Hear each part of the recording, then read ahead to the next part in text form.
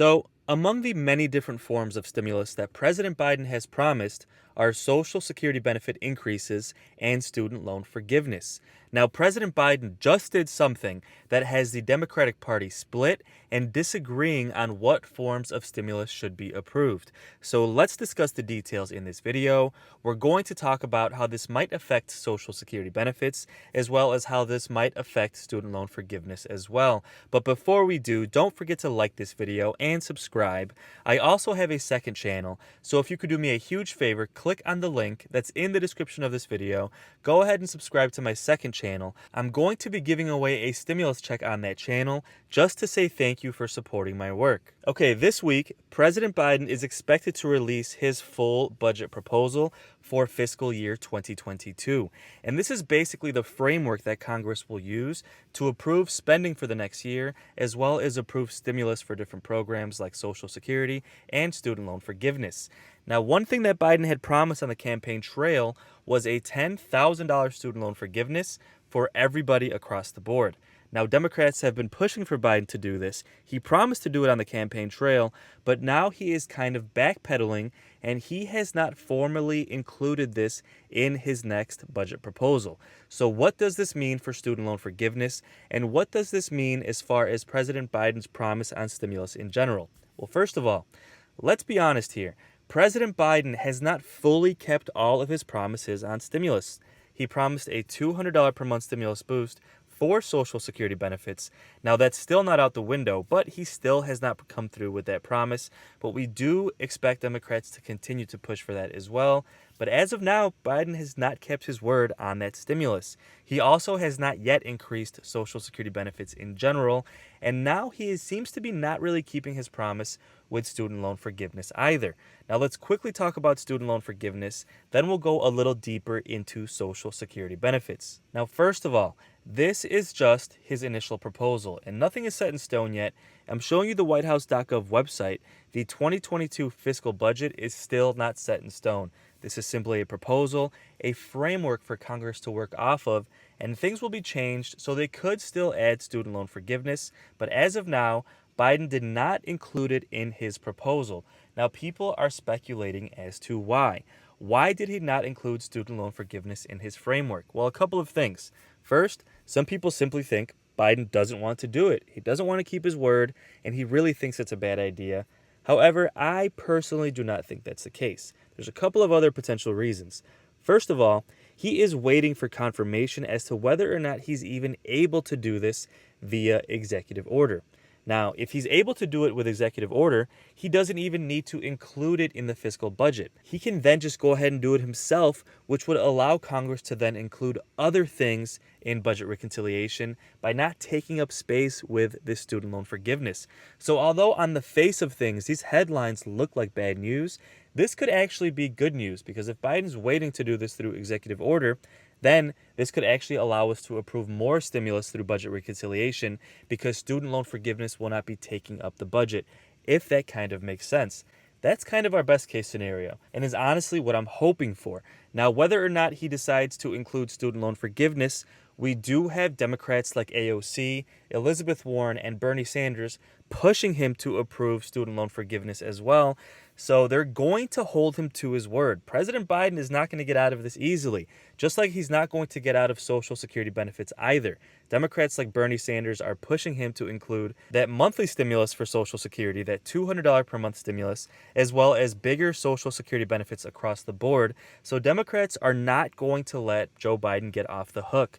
So let's take a look, see what AOC had to say regarding student loan forgiveness. Then we'll end with a quick update on Social Security benefits as well, and how it might be included in the next budget by President Biden, and hopefully includes stimulus and increased benefits for Social Security.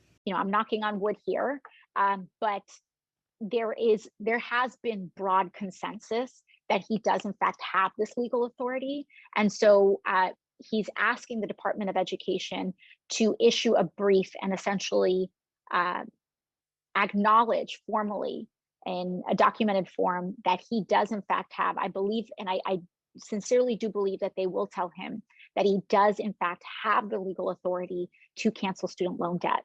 And so So what does this mean now? Where are we at right now? He has asked the Department of Education to issue this review and brief. And last I checked, I believe that they're in the process of developing that brief and review. And I believe that once the Department of Education comes back, again, knock on wood, but very hopefully, saying that he does in fact have the legal authority to cancel student loan debt, not he can do it without Congress, with the stroke of his pen. Then once they release that brief, then it's on us to then triple down on our organizing and to get him to do it.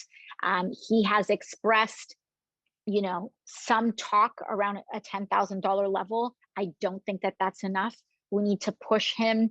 I believe in full student loan debt cancellation, but we have to push him to, at the bare minimum, a floor of $50,000 that Senator Warren and Senator Schumer have also advanced. And $50,000, I believe, would cancel about 80% of the student loan debt in the country. I believe in a higher threshold because, frankly, I believe that our doctors and our lawyers and folks that have been in legal professions, academia, professors, etc. I believe that they should also be eligible for to have their student loan debt canceled. And so I think that that's something that's extraordinarily important. I don't believe anybody should be having $300,000, $200,000 in student loan debt. I think it's just completely unconscionable for a nation, particularly that wants to not only advance higher education, but we have to make it financially possible for everyday people so that we can educate our own workforce to the level that the 21st century demands. So that's an update that we have on student loan debt cancellation. Once we find out or get that, once we get any sort of update from the Department of Education on Biden's legal authority, we will be sure to include that in a newsletter so that you all can get calling and to say, well, you have the authority, you have the support. It's enormously popular, so let's do it. So let me know your thoughts in the comments below in regards to student loan forgiveness. Now, obviously, Biden is a little bit on the fence about doing so, despite the fact that he promised on the campaign trail. But AOC and other Democrats are going to keep him honest, and they've made it very clear that they're not going to let Biden off the hook on this one.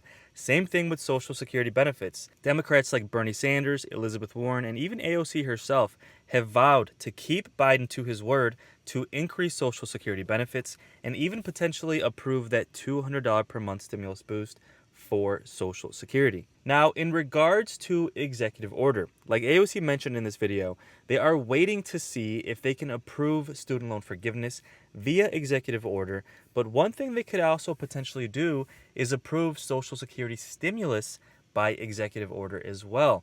Now, Biden does have some limitations. He's actually not allowed to increase Social Security benefits through executive order. However, there are ways of going around this. For example, last year, President Trump used executive order to approve a $300 per week unemployment boost using FEMA funds through executive order. So technically, I'm sure he could find a way to do a stimulus for Social Security using executive order. Now, he still has not mentioned he would be willing to do so, but personally, I strongly believe he should do so, especially after he promised to increase Social Security benefits and he promised to approve that $200 per month stimulus boost. But guys, let me know your thoughts in the comments below. Now, as far as student loan forgiveness, some people actually think this is a bad idea and don't think it would really benefit the economy. Now, I'm always in support of more stimulus, but I always like to see both sides of the spectrum. So let's see what their argument against student loan forgiveness is.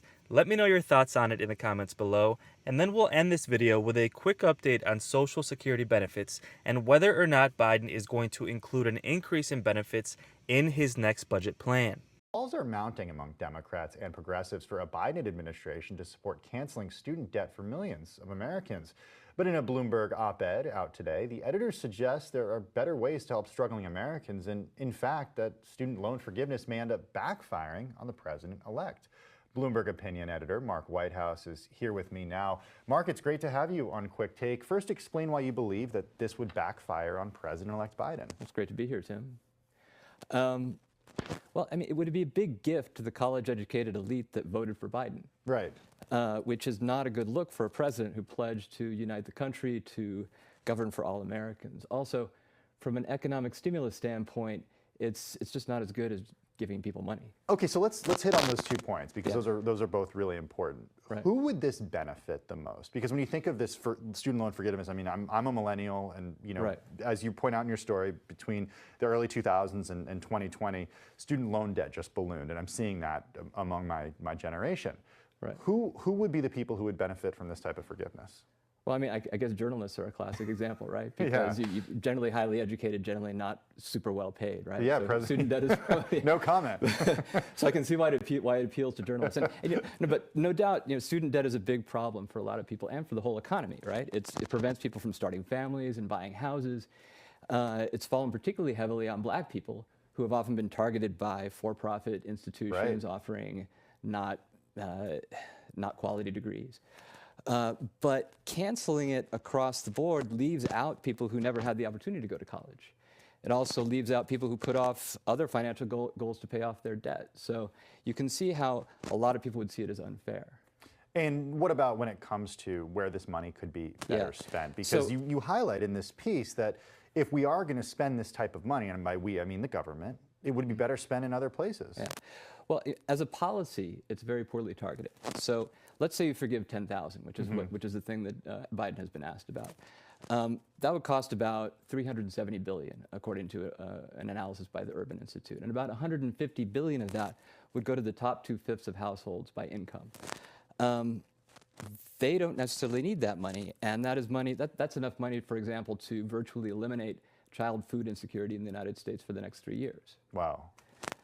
Also, the poorest debtors won't see much of an immediate benefit. These are people who are the poorest people who have student loans. Who have student loans. It becomes just kind of an accounting exercise for them. Like they don't have this debt, but they weren't making payments to begin with because either they're in income-based repayment plans under which you don't make payments if you're under 150% of the poverty level, or they're in default, in which case they're not paying. So there's no immediate cash benefit there. Okay, all very good points. Which is why Jason Furman, who headed the Council of Economic Advisors under Obama, has estimated that the economic impact would be 0.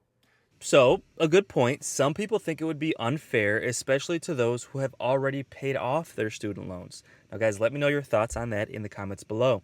Others think it wouldn't be fair because people who are low income and have student loans honestly don't even pay them, because they're on student loan deferral or income-based repayments, which means they'll pay like $20 a month or they'll pay nothing per month and just keep delaying their payments, essentially saying that by paying their student loans, they actually won't see a benefit in their pocket every month.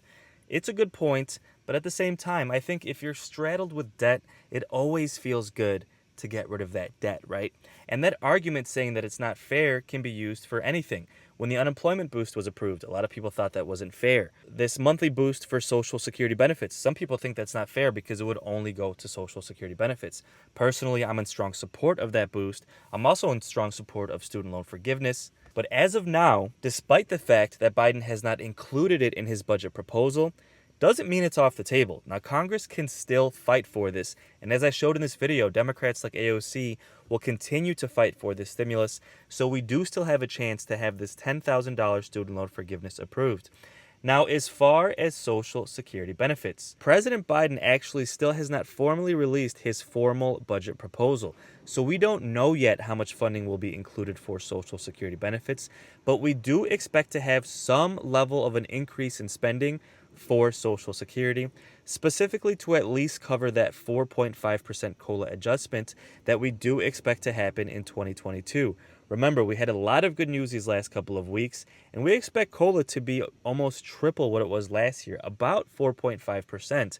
Now, things could still change, and it depends how inflation pans out for the rest of the year. But with this expectation of a massive COLA, we do expect Biden to approve more spending for Social Security to at least cover that COLA increase.